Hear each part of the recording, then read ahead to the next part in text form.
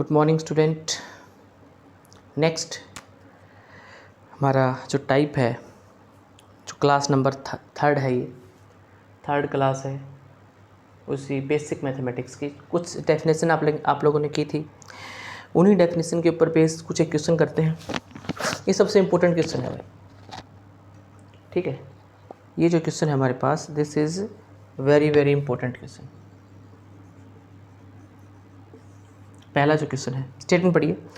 If power set of A denote the power set denote the P of A denote the power set of A is void set, then what is the number of element in P of A?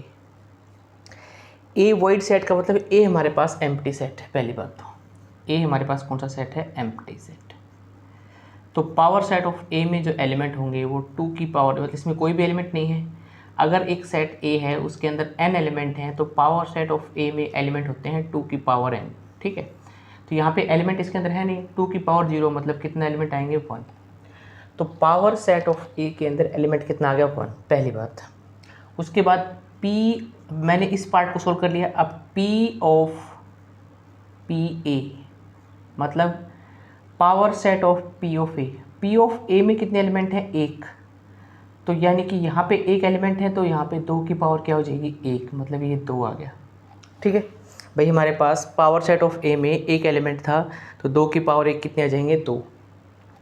अब ये third की तरफ लेते हैं, P of PA।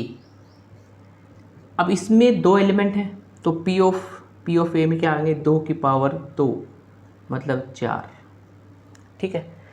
उसके बाद P of PA। अब इसमें 4 एलिमेंट हैं, तो इसके ऊपर दोबारा P लगाओगे तो 2 की पावर क्या हो जाएगा? वो 4, मतलब कितना आंसर आ गया इसका? 16। तो इस सेट के अंदर कितने एलिमेंट आएंगे? 16 एलिमेंट आएंगे, ठीक है। ये आप लोगों को ध्यान रखना है। पहले इस PA को सोल्व किया, 2 की पावर 0 1, फिर P ऑफ PA 2 की पावर 1 1, 2 की पावर 1 2, P ऑफ PA 2 की पावर 2 4, P ऑफ PA 2 की पावर 4, कितना हो जाएगा? 16, ठीक है।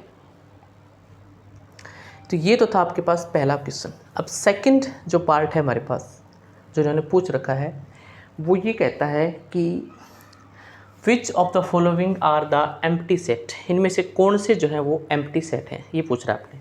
5 पार्ट हैं आपके पास, 5 सेट दे रखे हैं, A B और C, ABCDE ये दे रखे हैं। पहले सेट की बात करता हूँ मैं। यहाँ पे एक इक्वेशन दे रखी है, पहले से A सेट की बात करता हूँ। x² + x + 1 = 0, और x कहाँ बिलोंग कर रहा है? Z में। अब z का मतलब यहाँ पे है इंटीजर, ठीक है। तो क्या कोई ऐसा इंटीजर है जो इस इक्वेशन को सेटिस्फाई कर दे?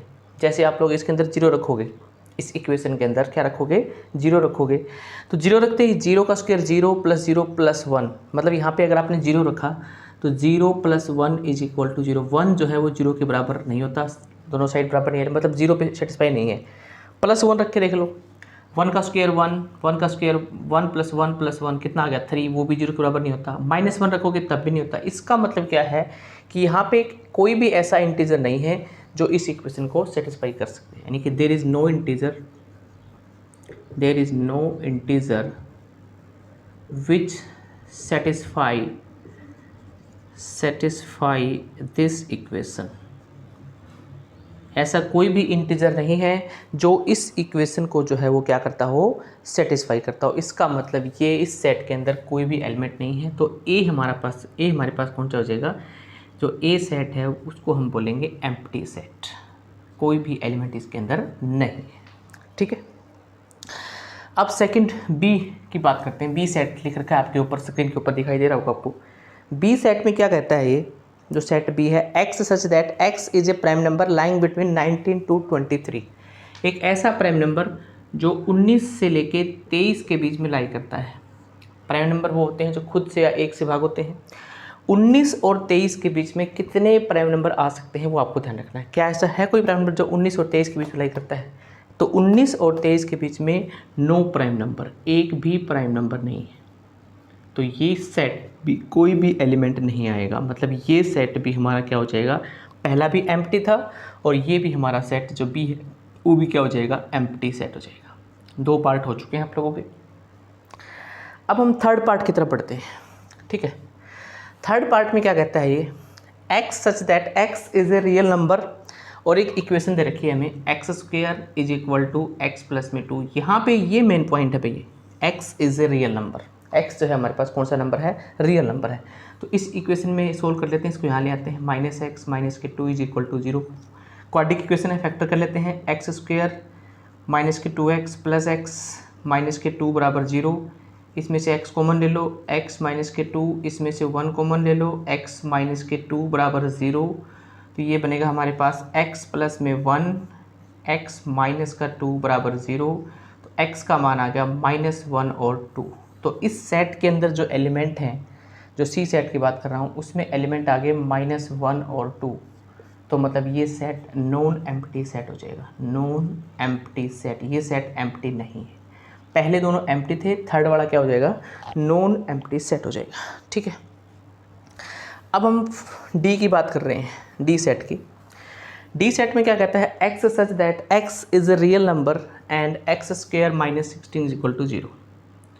तो एक्स स्क्वेयर माइनस 16 को जब हम सोल्व करेंगे तो एक्स स्क्वेयर बराबर क्या हो जाएगा, 16, एक्स बराबर प्लस माइनस का 4। एक्स बराबर क्या आएगा, प्लस माइनस का 4, क्योंकि प्लस का 4 का स्क्वायर 16 होता है, और -4 का स्क्वायर भी क्या होगा, 16। तो इसमें भी हमारे पास 2 एलिमेंट आ गए, माइनस का 4 और प्लस का 4, दोनों रियल नंबर हैं, इसलिए ये सेट भी नॉन एम्प्टी सेट होगा। कौन सा सेट होगा ये, नॉन एम्प्टी सेट। अब चलते हैं लास्ट पार्ट की तरफ। X such that x is a real number and x square plus 1 is equal to 0। तो x square plus 1 is equal to 0 को जब सोल्व करोगे, x square is equal to कितना आएगा, -1। तो हमारे पास ऐसा कोई रियल नंबर नहीं है जिसका स्क्वेयर करने पे हमें -1 प्राप्त होता हो। ऐसा हमारे पास कोई भी रियल नंबर नहीं है जिसका स्क्वेयर करने पे हमें -1 प्राप्त होता है। तो विच इज़ नॉट पॉसिबल, ये आइटा में आ रहा है। अगर आपने 5th चैप्टर किया हुआ है तो 5th चैप्टर में which is not possible, complex number आ रहा है, ये रियल नंबर नहीं आ रहा है। Which is not possible in case of real number, in case of reals, ठीक है। कॉम्प्लेक्स में पॉसिबल है लेकिन रियल नंबर के केस में पॉसिबल नहीं है। तो ये हमारे पास एम्प्टी सेट आ जाएगा। तो 5 पार्ट थे हमारे पास, 5 में से पहला, दूसरा, A set, B set, set A, set B और सेट ई, वो तो है हमारे पास एम्प्टी।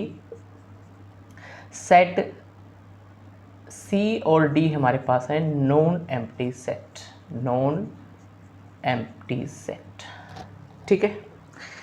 तो ये हमारे पास कुछ एग्जांपल्स थे। अब कुछ और एग्जांपल और देखते हैं। नेक्स्ट एग्जांपल है हमारे पास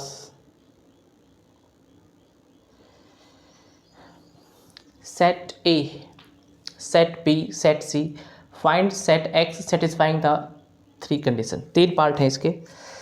तो हमारे पास हमें कंडीशन निकालनी है सेट ए के हिसाब से, सेट एक्स निकालना है। सबसे पहली बात तो ए सेट है, तो मैं बता देता हूँ, पावर सेट ऑफ ए में हमारे पास टोटल 2 की पावर 4 मतलब 16 एलिमेंट होंगे, ठीक है।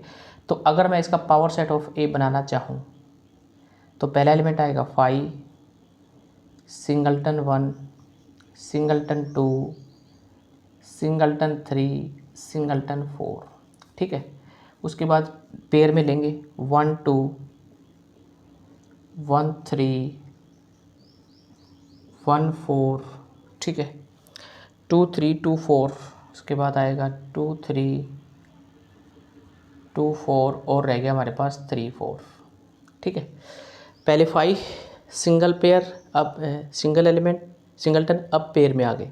उसके बाद ट्रिपलेट में आएंगे 3 एलिमेंट, 1 2 3, 1 2 3, 1 2 4, 1 3 4, 2 3 4 और भी आ सकता है। इसमें देख लेते हैं एक बार, 1 2 3, 1 2 4, 1 3 4, 2 3 4 और लास्ट में आएगा हमारे पास 1 2 3 4। अब एलिमेंट काउंट कर लेते हैं, 5 3 8, 3 11, तो 13 और 3 16, 2 की पावर 4 कितने हो गए, 16 एलिमेंट, ठीक है। अब जो बी सेट है हमारे पास, पावर सेट ऑफ बी में जो एलिमेंट होंगे 5, सिंगलटन 1, सिंगलटन 2, सिंगलटन 3 और 1 2 2 3 1 3 और 1 2 3। ठीक है, अब काउंट कर लेते हैं इसको हम। पावर सेट ऑफ बी में 1 2 2 3 1 3 1 2 3, 2 2 4 2 6 2 8 एलिमेंट हो गए। ठीक है, तो सबसे पहले मैंने ए सेट था power set of A, B set power set of B, इसमें 16 एलिमेंट है, इसमें 8 एलिमेंट है। अब हमें पहली कंडीशन है एक्स जो है वो बी में कंटेंट है। एक्स किसके अंदर कंटेंट है? बी में, लेकिन एक्स सी में कंटेंट नहीं है। अब सी में जो एलिमेंट है, सी में एलिमेंट है हमारे पास 2 और 4। सबसे पहला काम मैंने पावर सेट ऑफ ए बना दिया, पावर सेट ऑफ बी बना दिया। ठीक है, अब सेट एक्स डिफाइन करते हैं। देखिएगा कैसे डिफाइन होगा। बी में तो एलिमेंट हैं, ठीक है, लेकिन वो सी के अंदर नहीं है। तो बी में एलिमेंट है 1 2 3। ठीक है, तो सी का एलिमेंट है हमारे पास 2। तो यहाँ पे सिंगल पेयर की जहाँ तक बात करूँगा मैं, सिंगल पेयर में आएगा सिंगलटन 1 और सिंगलटन 3।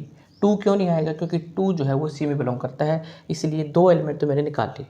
ठीक है, उसके बाद हमारे पास जो सेट बी के अंदर हैं लेकिन सी के अंदर नहीं है। अब सी के अंदर अगर पेयर बनाओगे आप तो 2 4 का बन सकता है, लेकिन इसके अंदर 2 3 का बन सकता है। ठीक है, लेकिन उससे पहले डबल पेयर में देखो 1 2 1 2 हमारे पास पावर सेट ऑफ बी में है। ठीक है, उसके बाद हमारे पास 1 3 1 3 भी पावर सेट ऑफ बी में है, 2 3 2 3 पावर सेट ऑफ बी में है। अब आप लोग सोच रहे हो कि 2 कैसे आ गया? 2 यहाँ पे सिंगल नहीं है, पेयर में है, और 1 2 भी पावर सेट ऑफ बी में है, 1 3 भी पावर सेट ऑफ बी में है, और 2 3 भी पावर सेट ऑफ बी में, इसलिए हमने यहाँ पे power set of B define किया था। अब ये सिंगल 2 नहीं है, पेयर के साथ है, और ये पेयर बी में belong, power set of B में बिलोंग कर रहा है, पावर सेट ऑफ बी में बिलोंग कर रहा है, इसलिए हम यहाँ पे इसको सिंगल एलिमेंट नहीं मानेंगे। 2 को ये पूरा सिंगल माना जाएगा। 1 2 ये इसके अंदर बिलोंग कर रहा है, 1 3 बिलोंग कर रहा है, और 2 3 बिलोंग कर रहा है। ठीक, ये एलिमेंट आ गए। अब और एक लास्ट एलिमेंट क्या आएगा? मैंने देखो पहले सिंगल का पेयर लिया, सिंगलटन लिए, फिर उसके बाद पेयर लिया, अब 3 एलिमेंट वाला मतलब 1 2 3 ही आएगा। तो पहले पार्ट का ये आंसर आ चुका है, एक्स सेट हमारे पास ये आ चुका है। 2 क्यों नहीं लिया? सिंगलटन 2 नहीं ले सकते क्योंकि 2 जो है वो सी में बिलोंग करता है और सी के एलिमेंट में उठाने नहीं है। लेकिन अगर पेयर की बात करूंगा तो बी में 1 2 बनेगा, 1 3 2 3 ये पेयर बनेंगे हमारे पास। वो तीनों पेयर मैंने ले लिए और फिर 1 2 3। ठीक है, क्योंकि ये सारे पेयर इसके पावर सेट में बिलोंग करते हैं, इसलिए हमने सारे सेट उठा लिए। पहला पार्ट का आंसर हो गया ये। ठीक है, अब हम बढ़ते हैं सेकेंड पार्ट की तरफ। सेकेंड पार्ट में और फर्स्ट पार्ट में कोई खास ज़्यादा अंतर नहीं है। एक्स बी में बिलोंग नहीं करता। ये देखो, ये कंडीशन और ये कंडीशन दोनों सेम है, मतलब ये सेम आएगा, लेकिन एक कंडीशन इसने एक्स्ट्रा डाल दी कि एक्स की वैल्यू जो है वो बी के बराबर नहीं होगी। अब सेकंड पार्ट में जहाँ पे इसमें पूरी एग्जैक्ट बी वैल्यू आ रही है, बी सेट के बराबर जो वैल्यू है वो कट जाएगी। बी सेट क्या है 1 2 3 और यहाँ पे क्या है 1 2 3, तो सेकंड पार्ट में कट जाएगा। तो सेकंड पार्ट में आंसर आएगा singleton 1 singleton 3 singleton 1 2 singleton 1 3 singleton 1 3 singleton 2 3, और ये एलिमेंट हमारे पास क्या हो जाएगा? कट हो जाएगा। ठीक है, ये एलिमेंट हमारे पास क्या हो जाएगा? कट हो जाएगा।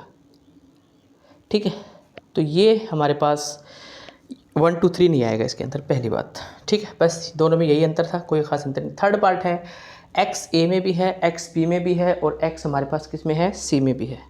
ठीक है, एक्स ए में भी है, एक्स बी में भी है, और एक्स हमारे पास क्या है? सी में भी है। तो ऐसा एलिमेंट सोचो जो ए में भी हो, बी में भी हो, सी में भी हो। ऐसा एलिमेंट जो ए में भी हो, बी में भी हो, सी में भी हो, मतलब एक्स ए में भी है, बी में भी है, सी में भी है। तो यहाँ पे एक ऐसा एलिमेंट है जो तीनों में कॉमन है, 2 सिंगलटन 2। तो हमारे पास थर्ड पार्ट की जहाँ तक मैं बात करता हूँ उसमें एक्स क्या आएगा? एक तो एलिमेंट आएगा सिंगलटन 2, चलो मान लिया मैंने सिंगलटन 2। ठीक है, एक एलिमेंट और आएगा इसके अंदर, एक ऐसा एलिमेंट जो सब में होता है, वो होता है 5। तो 5 तो ज़रूर आएगा, 5 सिंगलटन 2। तो ये हमारे पास इस थर्ड पार्ट का जो आंसर है वो आ जाएगा 5 सिंगलटन 2, क्योंकि सिंगलटन 2 तीनों में कॉमन है और 5 ऑटोमेटिक हर सेट में होता है, इसलिए इसका आंसर क्या आ जाएगा? सिंगलटन 2 आ जाएगा। ठीक है, नेक्स्ट एग्जांपल कुछ और देख लेते हैं। हमारे एक एग्जांपल और रहता था, total two set have M and N element, दो सेट हैं, तो ए सेट के अंदर एलिमेंट जो है वो एम है, बी सेट के अंदर मान लेते हैं एलिमेंट एन है, लेट सपोज इट। तो हमने मान लिया सेट ए के अंदर एलिमेंट एम है और सेट बी के अंदर एलिमेंट कितने हैं, एन। तो पावर सेट ऑफ ए में कितने एलिमेंट हो जाएंगे, सबसेट 2 की power M. Power set of B में कितने एलिमेंट हो जाएंगे, 2 की पावर एन। दो सेट है। उसके बाद ये कंडीशन कहता है total number of subset of first set. First set के जितने टोटल नंबर ऑफ सबसेट होंगे वो 56 ज़्यादा है सेकंड के सबसेट से। फर्स्ट ये है, तो ये हो गए टोटल नंबर ऑफ सबसेट कितने हो गए, total number of element of subset कितने हो गए, 2 की पावर एम। तो 2 की पावर एम जो है वो सेकंड के सबसेट से 56 ज़्यादा है, ये 56 ज़्यादा हो गया। फर्स्ट सेट के जितने सबसेट हैं सेकंड सेट के सबसेट से कितना ज़्यादा है, 56 ज़्यादा है। अब इसको इस साइड ले आते हैं, 2 की पावर m माइनस 2 की पावर n बराबर 56। 2 की पावर m इसमें से कॉमन निकाल लेते हैं, तो क्या बनेगा हमारे पास 1 माइनस 2 की पावर m कॉमन आएगा इसमें से, तो 2 की पावर m माइनस 1, 2 की पावर n बाहर निकाल लेते हैं इसमें से, 2 की पावर n बाहर निकाल लेते हैं, तो ये बनेगा 2 की power m minus n minus 1 बराबर 56। अब हमें m और n निकालना है, तो 56 को हम इसी फॉर्म में एडजस्ट करेंगे। 56 को मैं लिख सकता हूँ 8 7 56 और 7 को मैंने लिखा 8 माइनस 1, तो 2 की पावर n, 2 की power m minus n minus 1, इसको लिखूँगा 2 की पावर 3 और ये लिखा जाएगा 2 की पावर 3 माइनस 1। ठीक है, कोई फ़र्क नहीं पड़ा। इसी लेफ्ट हैंड साइड के अकॉर्डिंग हमने इस साइड को एडजस्ट कर दिया। 56 था, 8 7 56, 8 में से क्या 7, 8 को लिखा 2 की पावर 3। अब मैं पावर कंपेयर कर रहा हूँ, तो यहाँ पे n की जो वैल्यू है वो हमारे पास कितनी आ जाएगी, ऑटोमेटिकली 3। और ये जो पावर है हमारे पास 2 की m माइनस n बराबर कितना आ गया, 3, क्योंकि मुझे लास्ट में -1 चाहिए था। तो m का मान आ जाएगा n प्लस में 3, n का मान 3 है, 3 प्लस में 3 कितना आ गया 6, तो m का मान 6 और हमारे पास n का मान जो है वो कितना आ चुका है, 3 आ चुका है। ठीक है, कुछ और एग्जांपल देखिए। Which of the following are equal set, a और b, इनमें से क्या इक्वल सेट है। तो a हमारे पास जो लिखा हुआ है वो रोस्टर फॉर्म में लिखा हुआ है। कौन से फॉर्म में लिखा हुआ है, रोस्टर। तो इस b को भी हम लोग अगर रोस्टर फॉर्म में लिखना चाहें b सेट को, तो b सेट में क्या कहता है, इस फर्स्ट क्वेश्चन की बात करूँ, x is positive even integer. पहली बात तो x है पॉजिटिव, इवन इंटीजर जो 10 या 10 से छोटा है, मतलब सम संख्या 10 से छोटी, वो भी प्लस की, तो क्या क्या आएगी, 2 4 6 8 10, ये b आ गया हमारा, ये हमारा a है। तो a के एलिमेंट b में जा रहे हैं, b के एलिमेंट a में जा रहे हैं, तो इस केस में ये जो पार्ट बनेगा, this is case of equal set. दोनों के दोनों सेट हमारे पास क्या हो जाएंगे, इक्वल हो जाएंगे। अब हम बढ़ते हैं सेकंड पार्ट की तरफ। सेकंड पार्ट में देखते हैं, पहले हम a को एक्सप्लेन करेंगे सेकंड पार्ट में। a सच दैट, इसकी बात कर रहा हूँ मैं सेकंड पार्ट की। a सच दैट ये कह रहा है कि x minus 5 is equal to 0, तो x माइनस 5 बराबर 0 है, तो x का मान आएगा 5। तो a के अंदर एलिमेंट है सिंगलटन 5। ये था हमारे पास सेट बिल्डर फॉर्म में, मैंने लिखा इसको रोस्टर फॉर्म में। अब मैं b की बात कर रहा हूँ, b सच दैट।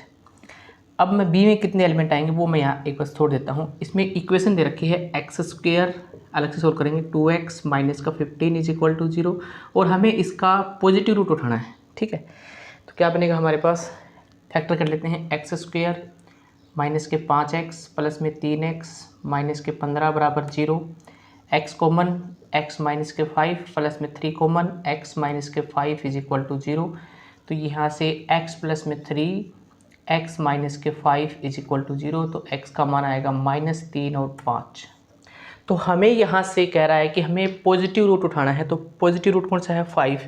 तो b के अंदर एलिमेंट हो गया सिंगलटन 5, a में भी सिंगलटन 5, इसका मतलब a और b आपस में क्या हो जाएंगे, इक्वल सेट। यानी कि सेकंड पार्ट भी एग्जांपल किसका है, इक्वल सेट का है। ठीक है, चलिए भैया थर्ड एग्जांपल की तरफ बढ़ते हैं हम। थर्ड में क्या कहता है देखिएगा, थर्ड थोड़ा सा सिंपल है, वैसे तो ज़्यादा कुछ सोचने वाली बात नहीं है। ए जो सेट है, such that modulus of x जो है वो लेस देन 2 है। इंटीजर में सेट एलिमेंट उठाया इंटीजर्स होते हैं हमारे पास प्लस माइनस के एलिमेंट, प्लस माइनस ए मतलब प्लस का 1 प्लस का 2 माइनस का 1 माइनस का 2 सारे चलेंगे इसके अंदर। तो अब हमें देखो ऐसे इंटीजर्स होते हैं जिनका मॉडुलस 2 से लेस आए, यानी कि यहाँ पे सबसे पहला इंटीजर की जहाँ इंटीजर की शुरुआत जहाँ पे होती है, अगर आप लोग सोचोगे पहले बीच में 0 आता है, फिर +1 आता है, 2 आता है, -1 फिर -2 आता है, ये इंटीजर चल रहे हैं, ठीक है। तो अब देखो वैल्यू 2 से छोटी लेनी है, तो ये भी हमारे पास जो एलिमेंट आएगा ये भी नहीं आ सकता, ये भी नहीं आ सकता। तो क्या एलिमेंट बचे हमारे पास? ओनली 3 एलिमेंट बचेंगे। -1 का मॉडुलस लेंगे, -1 का जो मॉडुलस है वो +1 आता है, 0 का मॉडुलस 0 ही रहेगा, 1 का मॉडुलस 1 ही रहेगा। ये तीनों वैल्यू 2 से छोटी हैं। -2 क्यों नहीं लिया? -2 का जो मॉडुलस हम लेंगे वो प्लस का 2 आएगा, जो कि 2 के बराबर है, छोटा नहीं है।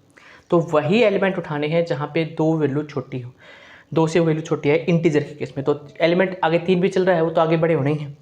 तो सिर्फ 3 एलिमेंट बचे हैं जो इस कंडीशन को फॉलो करते हैं, -1 0 1। ए में ये है और बी में है हमारे पास -1 और 1। तो यहाँ पे ये सेट जो है वो इक्वल नहीं है। थर्ड पार्ट है नॉट इक्वल सेट, ये सेट इक्वल नहीं है। अब हमारे पास बचता है लास्ट पार्ट, फोर्थ पार्ट की जहाँ तक मैं बात कर रहा हूँ, ठीक है। फोर्थ पार्ट में क्या है? फोर्थ पार्ट में ए सेट को जिसने सोल्व किया हुआ है, इसमें 3 एलिमेंट है 1 2 3। तो अब मुझे इस क्यूबिक इक्वेशन को सोल्व करना है बी सेट में, x³ माइनस के 6x² प्लस में 11x माइनस के 6 इज इक्वल टू 0। इस क्यूबिक इक्वेशन को सोल्व करने के बहुत सारे मेथड हैं। आप यहाँ पे फैक्टर कर सकते हैं इसके अकॉर्डिंग। 11 को क्या लिखेंगे? 5x प्लस 6x माइनस के 6, या फिर ट्रायल मेथड, ऐसी वैल्यू सोचो जिस पे 0 बन जाता है, फिर उसको डिवाइड करोगे आप, ठीक है। जैसे मैं इसको सोचता हूँ x बराबर, जैसे मैंने 1 रखा यहाँ पे, तो ये 0 बन रहा है, left hand side is equal to right hand side 0 बन रही है, तो x इज इक्वल टू 1 इसका एक रूट हो जाएगा, ठीक है। तो x minus 1 is equal to 0 is a factor, ये इसका क्या हो जाएगा? एक फैक्टर हो जाएगा। तो सबसे पहली बात है आपको इसको x माइनस 1 से डिवाइड करके देख लेना है। अब मैं इसको रफ कर रहा हूँ क्वेश्चन को, ये तो हम सोल्व कर ही चुके हैं, ठीक है। तो इस क्यूबिक इक्वेशन को अगर मैं x माइनस 1 से डिवाइड करता हूँ, क्यूबिक इक्वेशन है हमारे पास x³ माइनस के 6x² प्लस में 11x माइनस का 6, x² से भाग कर देते हैं, x³ माइनस x², यहाँ पे आएगा माइनस प्लस माइनस के 5x² प्लस में 11x माइनस के 5x से मल्टीप्लाई, माइनस के 5x² प्लस में 5x माइनस माइनस, यहाँ पे बचेगा 6x माइनस का 6 प्लस के 6 से मल्टीप्लाई करेंगे तो 6x माइनस का 6 माइनस प्लस, यहाँ पे कैंसिल हो गए सारे 0। यानी कि जब इसको डिवाइड करेंगे तो ये फैक्टर बन चुके हैं x² माइनस के 5x प्लस में 6 बराबर 0, और साथ में एक ये चल रहा था फैक्टर x माइनस 1, ये तो चल ही रहा था। क्यूबिक इक्वेशन के 2 पार्ट हो गए। तो इसके फैक्टर जब करोगे तो ये बनेंगे तुम्हारे पास x माइनस का 2 x माइनस का 3 इज इक्वल टू 0। तो x के 3 मान आ गए 1 2 3। तो सेट B जो है वो क्या हो जाएगा? 1 2 3। इसका मतलब set A is equal to set B। तो फोर्थ पार्ट आपका क्या हो जाएगा? इक्वलिटी, मतलब इक्वल हो जाएंगे दोनों सेट, ठीक है। तो ये कुछ एग्जांपल्स थे आपके, इसमें मैंने इस वीडियो के अंदर सारे एग्जांपल करवाए हैं, जो पहले बेसिक बातें करवाई थी उनके ऊपर बेस एग्जांपल करवाए हैं, ठीक है। आज के लिए इतना ही। Thank you very much, thank you very much.